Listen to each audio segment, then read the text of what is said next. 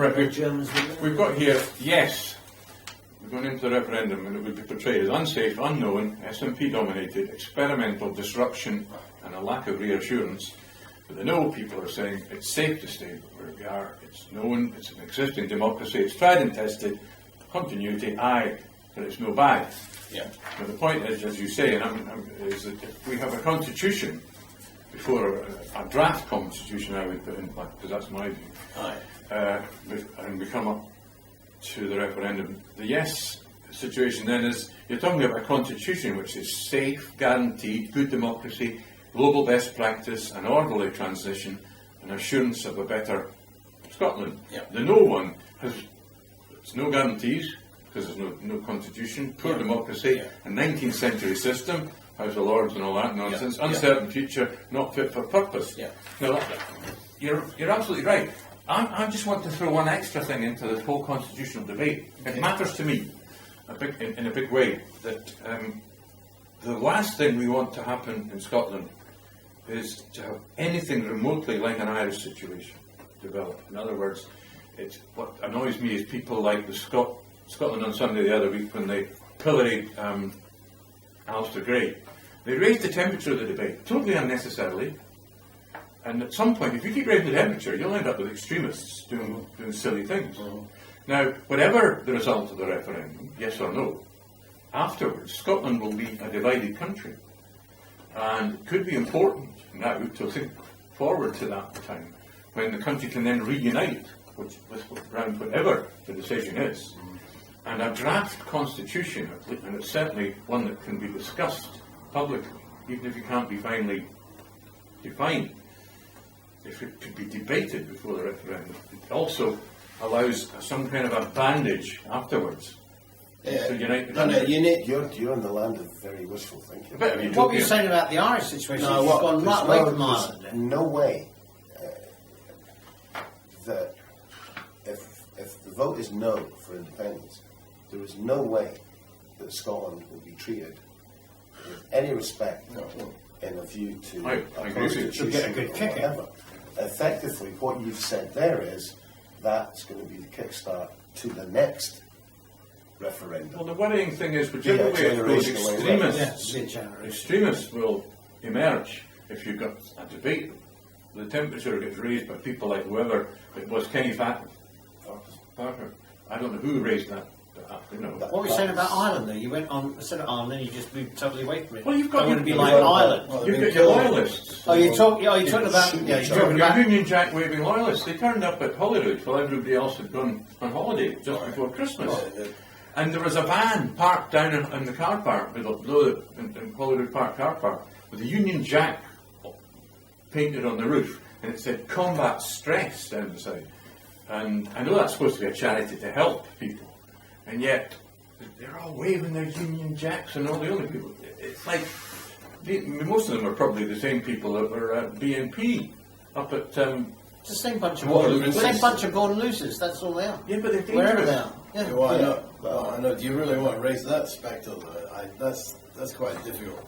Don't get me wrong. I can see the point. I can see the point of a constitution.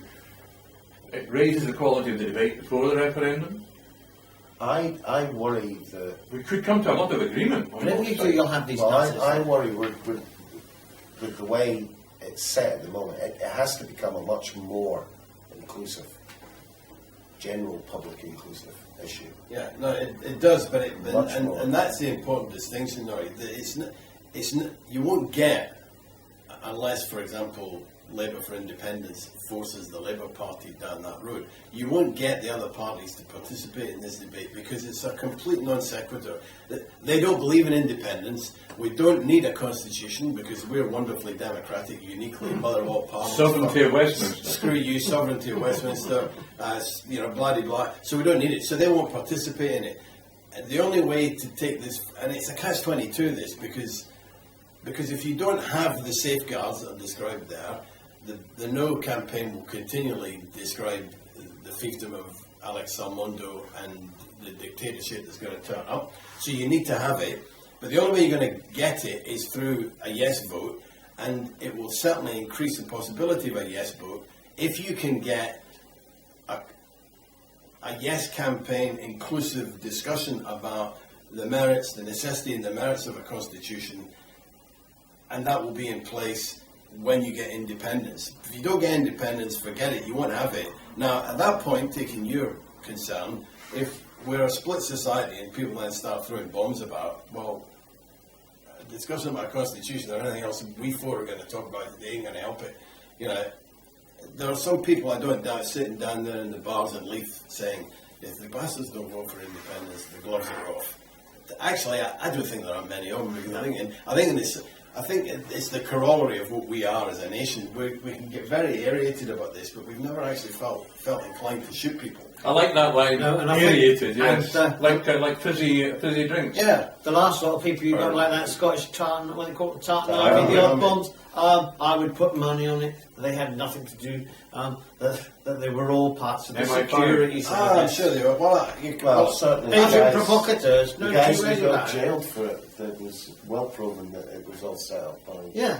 the Edinburgh Police. I don't think Oh, any of but what you're saying about the Labour Party and Labour Party for Independence, I mean, there is movement in there, but absolutely no. It's all this thing about, oh, no, it'd be letting down your brothers and all your In sisters. England, yeah. Well, actually, the last Labour government did that. It cracked on I know. homeless, ordinary But it crapped on workers. all the homeless. It didn't just crap on the Scottish homeless. It crapped on Everybody. all- So that makes it okay. Inclusive. It was inclusive. 5 million people homeless. Have a look at it now. It We're was going back to internationalist crap. Rackman days. Well, We're going right back to Okay, Rackman days. right, but no, you've got.